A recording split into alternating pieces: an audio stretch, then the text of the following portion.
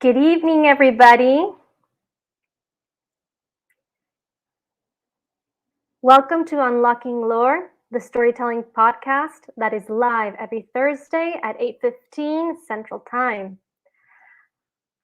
I have my first guest here tonight, Ricky, my friend. Thank you so much for coming. Oh, and here's Sam, all the way from Dubai. Oh, this is really exciting. I'm so happy to have you both on here and so quickly.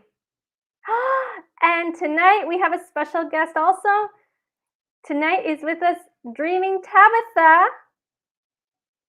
Hello, Tabitha. Thank you so much for coming, for saying hello. Rick, I hope tonight, I hope your son is with you tonight, because I have been told that there are going to be people, there are going to be a few kids around this. Of course, you're not going to be able to see them, but and it's really exciting. This is really getting rolling. I never thought that I would be able to host my own storytelling podcast. As you know, I am a traditional storyteller. I love old tales. I love the wisdom. I love telling them. And you probably might guess one of my favorite shows was The Storyteller, Jim Henson's The Storyteller, which I think was one of the most amazing TV shows of all time. Though I didn't get to see them until much later. But anyway, so tonight is a very, very special tale that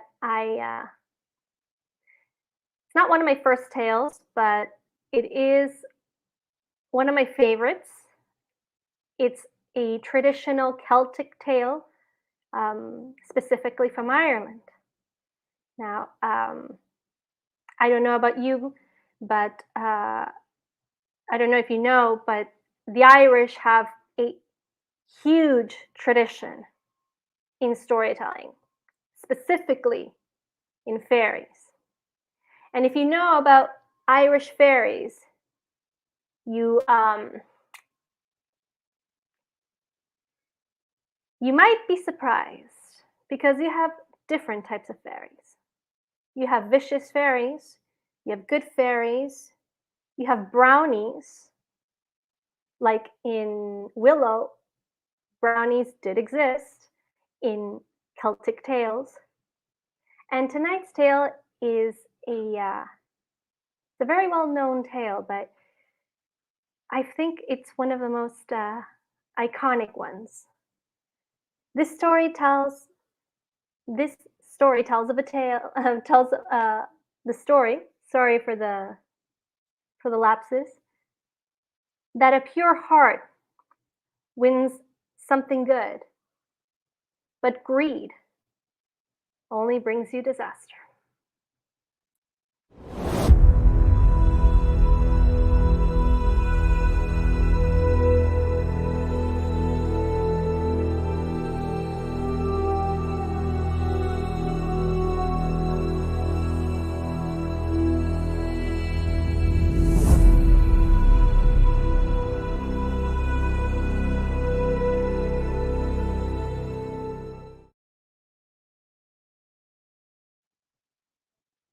Long ago, in a town in the middle of nowhere in Ireland. If you want, I can look it up for you afterwards, but it doesn't really matter. There lived a poor family. So poor that the father one day disappeared. And the mother, who was expecting a child, was left alone. They never knew what happened to the dad. And then finally, a baby son was born.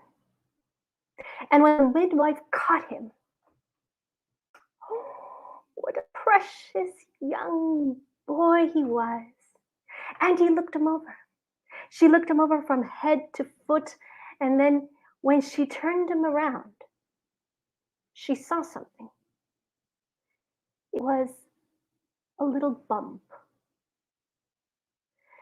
And being a midwife, she knew what that bump meant. So she looked at the radiant mother with sad eyes, gave the baby to the mother, and said, "I am so sorry." The mother was shocked at hearing the midwife say this immediately. And she took the child into her hands and she looked around and she saw a little bump. She knew what would happen. And as the infant grew, that little bump turned into a lump. And as that boy reached a mature age, the lump turned into a hump. A hump so big that the poor lad could only walk extremely slowly. He wasn't able to do anything that was normal for a man of 20 years old. No. He carried that hump wherever he went. But he had to do something. He was smart. But at those times, it wasn't only being smart. You had to be smart, strong, and quite handsome. Sometimes you were lucky. This boy was not. But he was smart, and he had very crafty hands. So he started to weave things. He would grab the reeds, he would soak them, he would prepare them, and he would start to weave hats, baskets, anything he could think of. And that's what he became, a weaver. He couldn't build, he couldn't do anything else. But he did do this, and he earned a living. He would work from dawn to dusk, weaving and creating such marvelous things. Now, he lived alone, for his mother passed away shortly after he reached manhood. And not that he didn't like people, except that people were extremely suspicious. Anything that was deformed was considered a curse. But that didn't stop him. He would weave his craft, he would weave his things, and then he would go to the market. Now, since he lived alone and so far away, so that people wouldn't bother him, he would take 4 or 5 hours just to get to the market, and then 4 or 5 hours just to get back to his home. And that's how he lived. And it happened one day that he was working and working and working. He made so many things. He worked for a week. He gathered all his products and he started his journey. 4.5 hours until finally he made it to the town. And the people started, looking at him as they always did. "Oh, there's Lasmore," they said. The newcomers would say, "Lasmore, who's that?" "Oh, it's the humpback. It's that man with the huge hump. We call him Lusmore." "Lusmore? Why is that?" "Well, don't you see on his hat? He has a little tiny flower, the Lusmore flower, the fairy flower. We don't know his name. We don't want to know his name." And Lusmore, he would listen to that gossip, but he would just smile. He was such a good person. He would smile back and he wouldn't say anything. He would just go to the market like he did that specific day. and he would start to sell. And the woman would come by and said, "Oh, well, that looks nice. Let me try it on." She tried on a hat, and she liked it. And when women like something, well, if they don't buy it, they make their husbands buy it. Boom. Another woman came around. She liked a basket. She bought it. And then they started to come more and more and more, and Lusmore began to fill his pouch with money, so much money that he didn't want to leave, and he didn't leave at the same time that he would usually leave, because it took him 4 hours to go back. He stayed there until almost dusk, when finally all his things were sold. He had enough money for a month. But unfortunately, he had to walk back to his house. So on he went, step by step by step by step. And then the sun was setting, and he knew that the way to his house was pretty dangerous after dusk. So he decided to stop for the night, but he didn't know where, until finally, at far, far away, he saw a hill, and near that hill was a a hawthorn, a hawthorn tree. In Celtic myths, the hawthorn tree is special, but he didn't know that. He walked slowly, carrying his hump all the way up, and right beside that hawthorn was a moat, and in the middle of that moat was that hill that he saw. He said, "Well, this is a shelter for the night." Boom! He sat down, and his hump was so heavy that he lifted his knees and placed his chin on them so as to rest. And as the sun was setting, he started to hear something.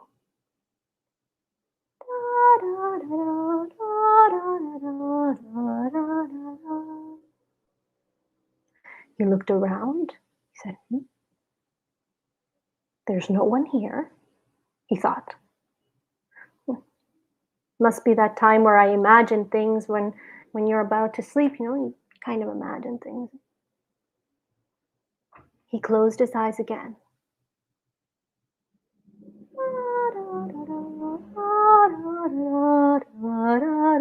Boom!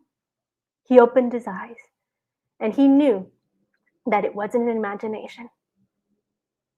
He was hearing voices, real voices, and they were starting to sing so beautifully.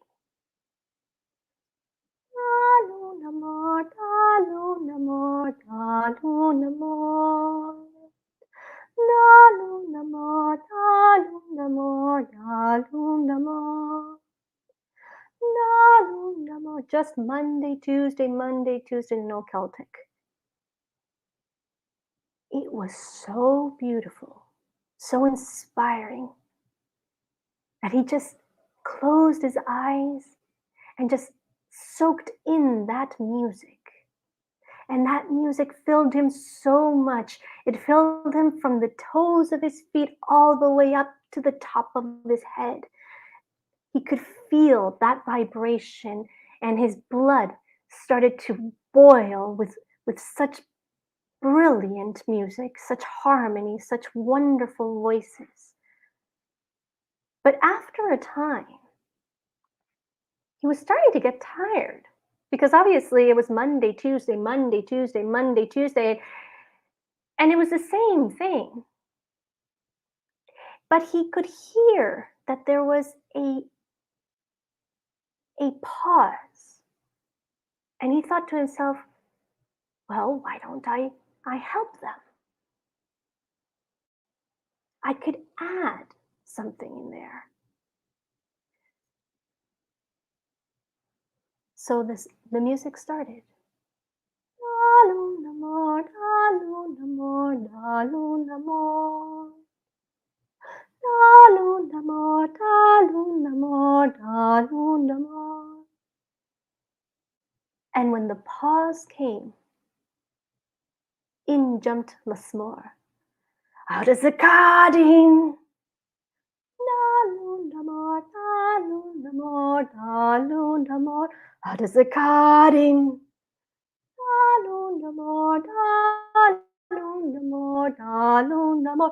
Out is the carding. Until finally, everything was silent. Lusmore held his breath, and he started to feel that the wind started to pick up. It started to revolve around him like a big, huge tornado and started to gather speed and strength and so much strength that it started to flip him over. It started to fly him around. He pulled him in the air and just inside the water of the moat. And he felt that he was being pulled through that water and boom, right through that hill. And then he felt a breeze, a warm breeze. And he started to look around and he didn't see dirt or roots, no, but buildings, houses with thatched roofs, and so much light, and beautiful, beautiful faces all over the place. Tiny faces, middle faces, big faces. They were all smiling. Such sweet smile. He knew that he was in the land of the fairies. Until finally, they gently put him down in front of a big castle. And out came two fairies, dressed in such garments, they were shining. And they were smiling at him. And the king fairy went to him and said, Lasmore, Lasmore, do not doubt or deplore. Your song has gladdened us evermore. For this we will take off your hump. Look to the ground, Lasmore. And all of a sudden, Lasmore felt like he was out of a cage. He felt light in his back. He felt like he could possibly stand straight. He questioned himself. And he started to hear voices, stand up straight, stand up straight, stand up straight. And he did. He started to stand up straight and tall, and well, not so tall because he thought he was going to hit his head on the roof of that hill. But they encouraged him and more until finally he was as tall as he was meant to be. And he looked down on his feet, and there before him was his huge hump. He couldn't believe it. He couldn't believe it so much that he fainted.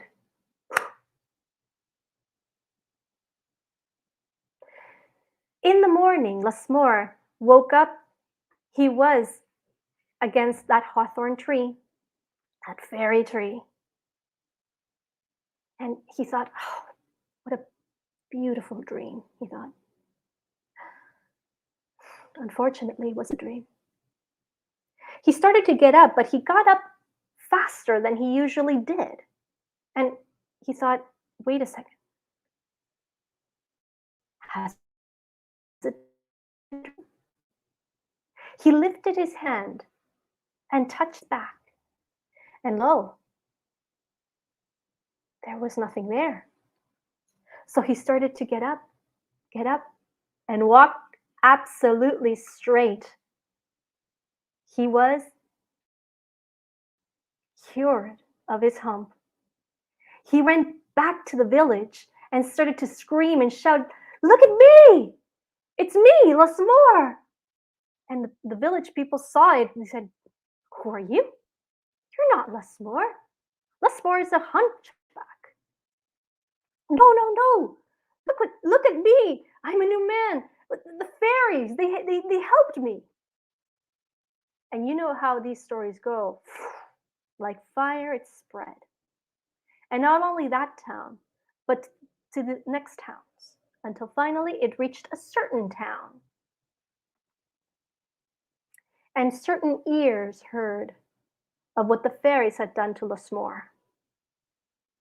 And that woman went running home to her son, who was also a hunchback.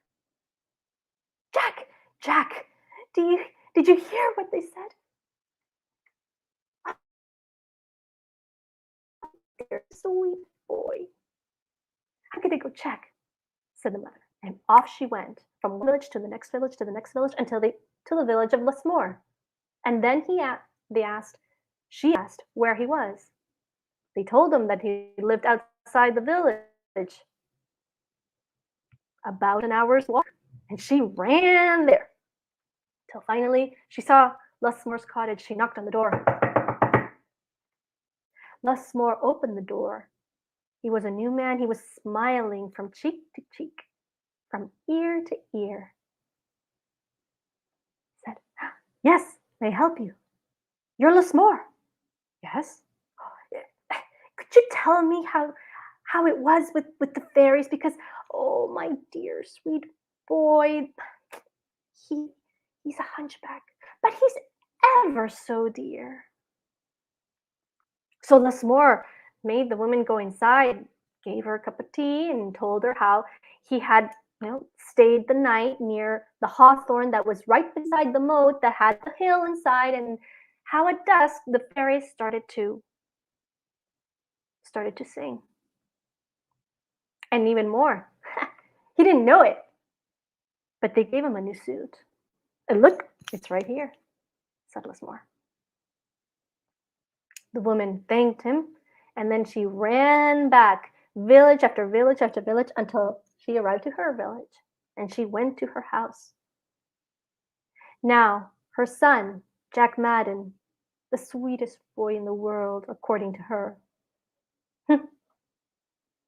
she knew when Jack was home.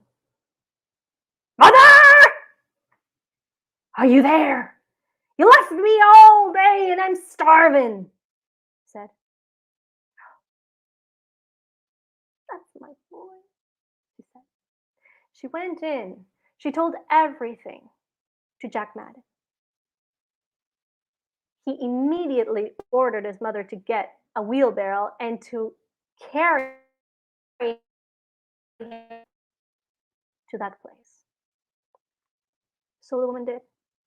She carried him all the way from village to village to village. She went up that slope, put him right beside that hawthorn. It was right beside that moat. And she left him. And before she did, she said, remember, just add something to that song." "Yes, yes, yes, yes, yes, yes," said Jack. And off she went. Dusk was settling. And Jack started to hear those voices. That beautiful song. "Dalundamore, dalundamore, dalundamore, down to the garden. Dalundamore, dalundamore, dalundamore, down to the garden. Dalundamore." But instead of enjoying that beautiful melody, instead of really appreciating that music, the harmony of the beautiful voices, Jack only thought that since Lusmore had added just one day and got a new suit, he would add 2 days and get 2 new suits. Who knows? And instead of waiting for that pause, to add something in there, he just started to scream, "Out is the cannon! Out is the cannon! Out is the henna!" And there was complete silence. And the wind started to pick up and started to go around and around and around Jack. And it started to start as a hurricane. It was stronger and stronger and faster, and it started to pick him up and poof, right inside that moat. He started to feel how he was being pulled through that water and boom, right inside that moat, inside that hill. But when inside, he didn't feel that gentle breeze. He still felt the force of the wind until finally he fell on his knees in front of the huge castle. And he started to look around, but there weren't beautiful faces. There were vicious snares and glares. Sharp teeth were being shown. Jack had the feeling that he was in trouble. Until finally, out came the king and queen fairy with such a glare that Jack started to tremble. Jack Madden, you are so badden. Our hearts were gladdened, but you came along and destroyed that. 2 humps for you, Jack Madden. And all of a sudden, a whole bunch of little fairies with little hammers and little nails grabbed Lusmore's hump and they started to bang that hump onto Jack Madden.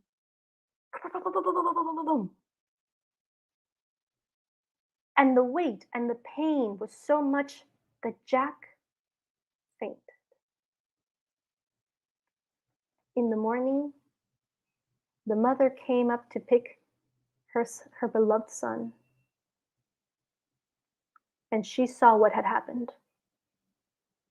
Dressed in rags and with 2 humps, the woman sadly carried Jack home.